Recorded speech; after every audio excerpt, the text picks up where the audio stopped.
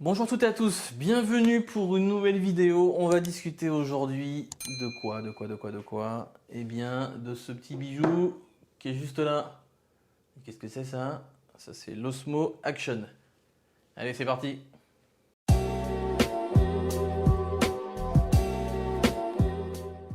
Alors, qu'est-ce que je peux vous dire sur cette caméra? Eh bien, tout simplement qu'elle est au top du top pour le prix. 379 euros. Je l'ai acheté 284 sur Amazon, il y avait une réduction. Donc si vous mettez une petite alerte, je pense que vous pouvez la trouver à ce prix-là. Peut-être pas tout de suite parce qu'avec le confinement, il y a un certain composant qui commence à coûter assez cher, dans des composants qui sont utilisés pour faire la caméra et la caméra en tant que telle en fonction des stocks. Voilà, le principe de l'offre et de la demande, hein, donc je ne vais pas vous expliquer le concept. Alors, quelques petites caractéristiques de journaliste, et puis après on va passer un petit peu au ressenti personnel. Donc c'est très facile d'utilisation, donc on a énormément de réglages automatiques, on se pose pas de questions, sur tout ce qui est sensibilité notamment. On a jusqu'à de la 4K Ultra HD en 60 images par seconde, truc de dingue. Ensuite, il y a de très bonne gestion de la montée en sensibilité en photo, c'est-à-dire que bon, vous pouvez faire des photos avec aussi, hein. La caméra ça sert aussi à ça, donc déjà quand on met 300 euros, 300 et quelques euros là-dedans, on aurait bien utilisé pour faire un petit peu tout au début pour commencer. Et en fait, elle gère très bien les ISO, donc l'ISO c'est la sensibilité en fait du capteur en fonction de la lumière, et donc il s'adapte très bien. Il y a un écran retour vidéo juste devant là. Donc ça c'est la partie généralement GoPro, et encore GoPro c'est plus petit que ça. Et là vous avez la partie justement retour vidéo, je vais vous le montrer après. C'est étanche sans caisson jusqu'à 11 mètres, ce qui est quand même pas mal sans caisson. Vous avez le mode D-Warp, bon je sais pas comment on prononce mais on va dire D-Warp. Ça permet quoi? Ça permet justement d'enlever en fait ce qu'on appelle l'effet fisheye, l'effet super view, donc l'effet un petit peu arrondi qu'on avait sur les GoPro, donc on est aussi là-dessus. Mais ça vous permet tout simplement, si vous voulez avec ce type de caméra là faire du vlog, ça sera très simple. Par contre, ce qu'il n'y a pas, c'est de prise HDMI, donc ça paraît assez logique. Bon, si on est en mode HDR, HDR c'est le mode un petit peu poussé, la luminosité disons va être gérée au niveau logiciel, c'est-à-dire qu'il va prendre plusieurs photos en même temps et prendre du coup la meilleure, et ça marche aussi sur le mode vidéo. Et on n'a pas de stabilité, donc on verra à l'intérieur qu'il y a une stabilisation de l'image, comme sur les dernières GoPro, je crois que c'est depuis la 7, depuis la 6 même, une stabilité intégrée. Et il y a certains modes où c'est pas possible de l'utiliser. Un peu dommage, mais quand je vais vous parler des autres modes où c'est compatible, je pense que ça sera largement suffisant pour votre utilisation. Et l'autre souci, alors qui a été corrigé dans les derniers firmware, c'est qu'il y avait une latence d'affichage en étant en 4K 60 images par seconde. C'est-à-dire qu'on voyait que ça laguait à mort sur l'écran, enfin on le voyait très bien. Donc ce n'est plus le cas maintenant suite à la dernière mise à jour. Donc si vous en achetez une, que vous la recevez, donc allez avec l'application justement vérifier cette mise à jour là en premier. Et faites-la, donc c'est le dernier firmware, c'est le 1.8. Et là, ce problème-là aura complètement disparu. Alors, ça c'est la partie journaliste. Mais qu'est-ce qui est intéressant pour une personne qui veut faire du vlog ou et notamment du motovlog? Alors, sans faire de motovlog, quelqu'un qui veut se filmer pour lui, pour ses amis, en faisant du motocross ou autre, et qui veut en plus s'enregistrer parce qu'il crie comme un malade lorsqu'il fait du cross par exemple, eh bien c'est qu'on a un adaptateur à mettre en USB-C, qui est l'adaptateur, le Sinova, donc qui est aussi vendu par DJI justement. Alors ça c'est bien, c'est pas trop français, c'est que ça vaut entre 28 et 30 euros sur Amazon, et en fait ça se trouve sur AliExpress, qu'ils le vendent 15 balles. Donc c'est 15 balles, 3 semaines d'attente, mais c'est 15 balles. Et donc sur Amazon, ils sont un petit peu plaisir. Enfin, c'est un marketplace d'ailleurs d'Amazon, c'est pas Amazon qui le vend lui-même, c'est une marketplace qui le vend à ce prix-là. Donc l'avantage de ce petit bitonio, donc pour ceux qui connaissent les adaptateurs GoPro, donc l'espèce de grosse Bertha avec le gros câble qui dépasse et qui vaut 80 balles, et qui, quand tu plies un petit peu trop le câble, à un moment ton micro il marche plus. Donc ça c'est vraiment compact, très petit et très compact. Ça se branche voilà, dans le petit port USB, hop, et voilà, tout est prêt, c'est cuit. En plus, là la partie intéressante c'est ça. Vous pouvez mettre, pouvez mettre un câble USB-C, c'est assez évident vu la forme. Mais le plus important là-dedans, c'est qu'on peut recharger du coup la caméra pendant qu'on l'utilise. Donc là vous avez le petit port jack 3.5 mm, là bon, c'est le standard. Et en plus, ça ne supporte par contre que le TRS. Bon, même l'adaptateur de GoPro supporte que le TRS. Hein. Donc il n'y a pas trop de surprises là-dedans. Donc pour supporter le TRS, si vous avez déjà un micro-cravate que vous avez acheté, et puis c'est écrit TRS dessus, bah, vous ne posez pas la question, vous allez chercher un adaptateur qui fait TRS, tout TRS ou l'inverse. Je ne sais plus dans quel sens c'est, mais si les deux sont écrits, que c'est écrit adaptateur, c'est que ça marche. Donc derrière, ils vous fournissent cette magnifique petite cage avec. Donc je prends la caméra, je mets la caméra dans la cage, je ferme la cage, je clipse le tout. Donc là, on voit qu'il y a la petite, le petit espace justement qui est pile poil pour la taille de ce truc-là. Mais c'est incroyable, on dirait que ça a été pensé par des ingénieurs. C'est un truc de dingue. On le met là-dedans et voilà. C'est plutôt assez beau quand même. Tout simplement. Donc là, c'est le petit support qui est fourni avec. Donc il y a un petit 3M qui se met sur votre casque, hein, comme on ne l'a pas dans GoPro. On l'a dans une GoPro ça ou pas? Bonne question. Bon, s'il y en a une, je rajouterai au montage du coup. C'est compatible avec tous les adaptateurs GoPro. Donc vous pouvez en acheter sur Amazon. J'ai acheté sur Amazon pardon, pour faire un petit coude comme ça. Et moi je le mets sur le côté de mon casque justement. Parce que vu que le port jack est vers l'arrière, si vous n'avez pas un micro avec une entrée coudée, en fait, bah, si vous mettez devant la caméra devant comme ça sur votre casque, bah, le micro va taper en fait. Et souvent les micros ils ont un bon centimètre et demi on va dire, avant d'avoir le fil. Donc, moi je le mets sur le côté et j'ai mon micro qui vient comme ça. Donc j'ai acheté un micro, le micro Zalman, c'est le micro le plus connu. Donc ça fonctionne très bien, hein. Il n'y a vraiment pas de souci avec la prise de micro à l'intérieur. Donc ce que je vais vous montrer, c'est un petit peu le fonctionnement. Alors très rapide, hein, je vais pas vous montrer tout le menu, il y a énormément de vidéos là-dessus, il n'y a pas forcément besoin. Donc je vais peut-être vous montrer aussi un petit comparo rapidement. Voilà, donc ça c'est une GoPro Hero 2018 il me semble. Alors je sais pas pourquoi, c'est la version du pauvre de la caméra qui sort la même année. C'est-à-dire que l'année où ils sortent une Hero Black 7 ou 8, bon ça doit être au niveau de la 7, vu la tête que ça a, et bien ils sortent de la version du pauvre, c'est-à-dire qu'il n'y a pas de 4K. Donc c'est du 1080p et 60 images secondes max, et ensuite c'est fini quoi. Et pourtant ça a vraiment la même gueule, hein. Mais bon, comme il faut faire payer pour l'autre, donc on fait une plus petite, un peu moins chère, comme ça on peut la vendre aux autres. Donc ça c'est donc celle-là, elle a un écran un peu plus large, hein. Parce que si vous voyez d'autres GoPro, l'écran est quand même plus petit. Donc la différence c'est que à l'Osmo c'est beaucoup plus large, alors que là c'est plutôt compact sur la GoPro. C'est pas un carré, mais c'est quand même, on sent que c'est plus compact. Et surtout, c'est quand même, là on voit pas très bien, mais il y a quand même énormément de bords. Là. C'est pas pour dire, mais là il y a du bord noir tout autour, donc l'écran il est vraiment minuscule. Alors, je vais juste vérifier si j'ai un peu de batterie pour vous montrer. Voilà, l'écran il est minuscule, hein. Je vais allumer celui-là. Voilà, donc on voit quand même que c'est, bon, ça c'est mes gros doigts, on voit quand même qu'il y a un peu plus d'affichage sur l'Oxmo. Donc toi tu t'éteins, parce que tu sers à rien. Alors, je vais vous le montrer comme ça. Tout simplement pourquoi? Parce que la caméra, elle est là. Et moi, je suis là. Et donc, ça fait ce qu'on appelle un effet miroir.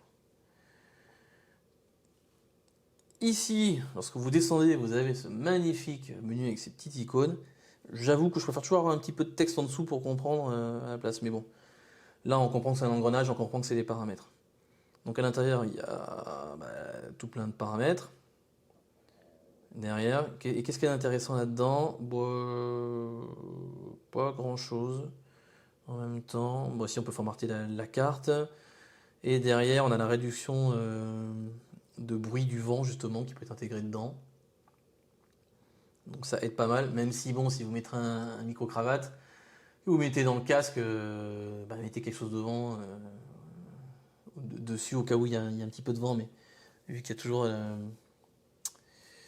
dans les casques comme maintenant, ce qui empêche le vent de rentrer par en dessous, donc j'ai oublié le nom parce que je perds mes mots avec l'âge.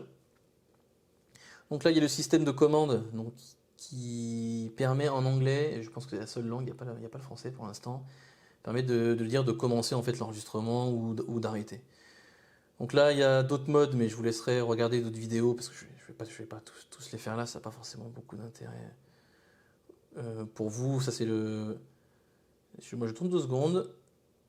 C'est le plein écran activé. Effectivement, c'est si ça prend complètement l'écran ou pas. Donc, est-ce que c'est intéressant? Non. Ce qui est intéressant, c'est ça. Donc là, moi je filme en 2 cassettes, parce que la dernière fois j'ai testé en 60 images par seconde. Le rendu est plutôt bien, il y a un côté un peu plus dynamique, je trouve, quand on conduit. Et il y a la stabilisation, donc ce qu'ils appellent rock, le fameux rock steady. Donc ça c'est hyper important, parce que du coup ça va permettre effectivement de stabiliser l'image lorsque vous êtes à moto. Donc même si la route est un peu dégueulasse, ça va vraiment pas beaucoup se ressentir. Donc pourquoi je filme en 2,7K? La dernière fois j'ai filmé en 4K, j'ai une carte de 64 Go, j'ai fait 50 minutes, la carte était pleine quoi. Et très franchement, en 2,7K, alors pas en 4 tiers, pardon, en 2,7K, en 60 images par seconde, c'est largement suffisant, mais c'est vraiment largement suffisant. Si vous avez une petite carte mémoire, parce que vous dites, bon, je vais peut-être prendre une 32 pour commencer et pas plus, mettez-vous plutôt en 1080p, tout simplement. Et après, vous verrez la taille que ça prend. Alors, je prends plutôt en 2,7K et 60 images par seconde pour filmer à moto. Mais sinon, si vous faites tout simplement un vlog hein, chez vous, je vous conseille plutôt de prendre du 4K. Ensuite, vous voyez en fonction de la durée de votre vidéo. Bon, si vous arrivez à parler pendant 50 minutes, franchement, bravo. C'est franchement pas évident de parler devant une caméra pendant 50 minutes. Au pire, si vous faites 50 minutes, vous sortez, vous mettez sur un disque dur, vous remettez la carte et puis ensuite vous continuez. Mais comme ça, en 4K, ça vous permettra de mieux travailler en fait votre vidéo après. Vous avez plus de qualité, même si vous allez l'exporter en 1080p après, vous aurez un peu plus de qualité pour travailler justement sur les couleurs de votre vidéo, rajouter des effets, etc. C'est quand même plus agréable. Donc en 4K, on a donc jusqu'à 60 images par seconde, c'est stabilisé. Par contre, si non, mais c'est ce que je voulais vous montrer. Donc c'est en 4K, c'est effectivement stabilisé complètement, même jusqu'à 60 images par seconde. Donc ça c'est vraiment pas mal. Enfin, je dis c'est vraiment pas mal. C'est bien pour le prix en fait. C'est que pour 379 et si vous attendez un tout petit peu, comme j'ai dû vous le dire au début, mais j'ai oublié, c'est encore l'âge.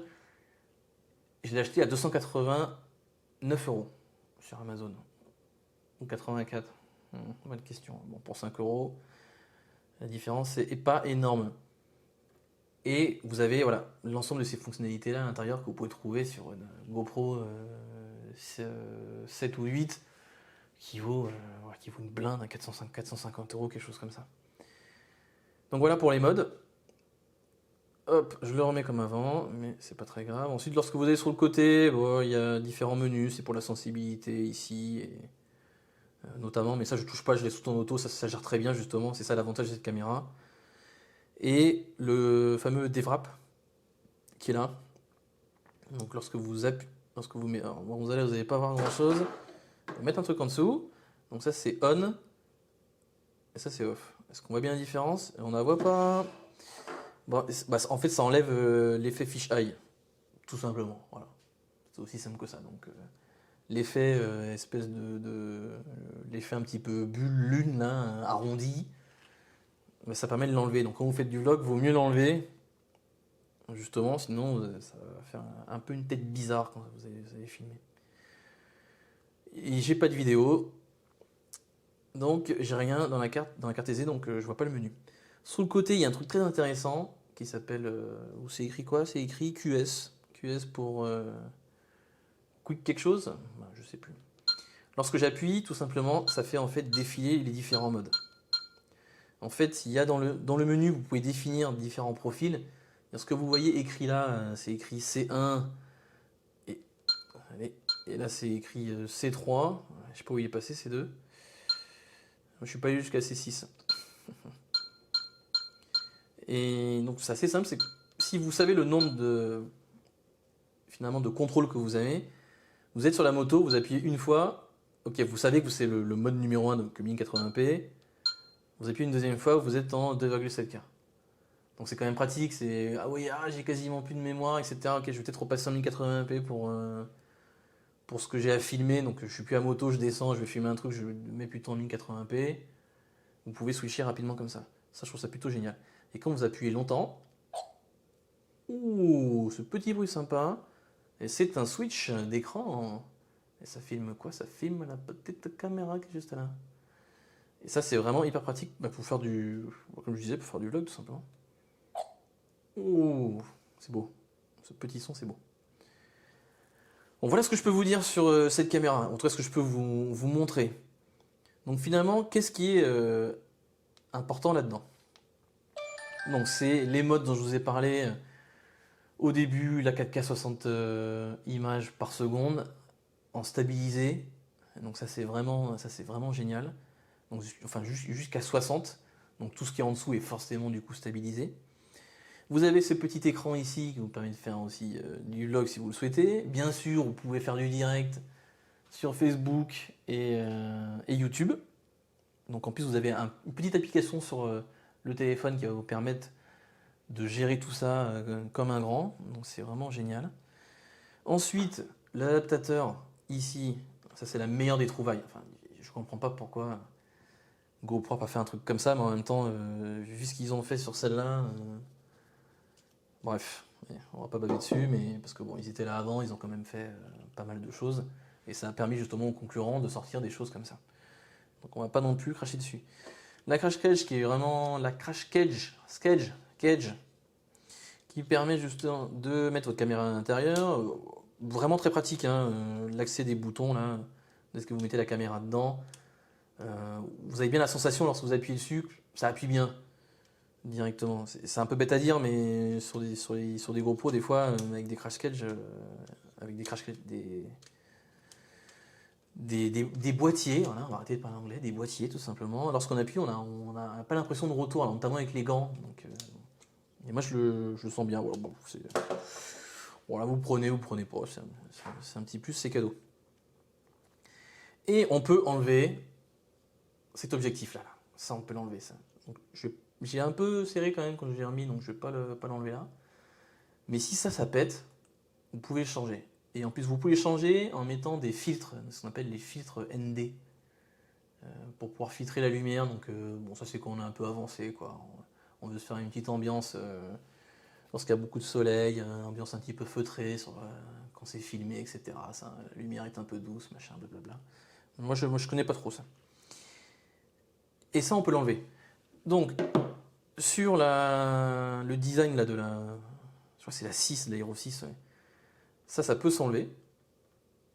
Mais sur les nouvelles GoPro, ça peut plus s'enlever, ça. Donc ça, on peut plus l'enlever, donc je vais pas forcer trop non plus. Mais on peut... Ben oui, on peut plus l'enlever. Alors je le dis 15 fois, mais c'est hyper chiant. Donc si vous pétez ça, vous changez de caméra. Alors que sur celle-là, bon, qui fait pas de 4K parce que c'est la version du pauvre, vous pouvez l'enlever, mais vous pouvez même pas faire de direct avec ce truc. Alors que là, bah, ils ont bien pensé. Bon, après, c'est le premier modèle d'Oxmo, donc forcément, ils font attention d'avoir l'ensemble des fonctionnalités pour détrôner les quelques vieilles caméras de GoPro, mais c'est hyper important.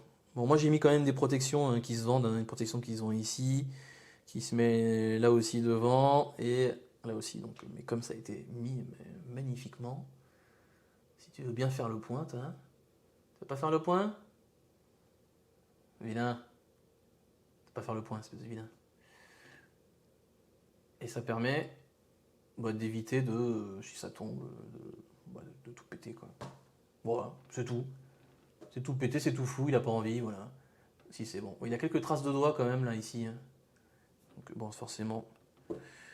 Euh, Voilà, c'est une bonne explication de fin ça, non, hein, il y a les traces de doigts. Donc voilà, si vous voulez quelque chose de correct pour commencer, multitâche, multifonction, n'hésitez pas à acheter l'Osmo Action. Voilà tout ce que je peux vous dire. J'espère que la vidéo vous servira si vous posez des questions sur GoPro versus DJI, etc. N'hésitez pas, allez-y les yeux fermés. Voilà, merci beaucoup de m'avoir écouté sur cette vidéo un tout petit peu longue et on se reverra pour une autre vidéo plus tard. Ciao ciao.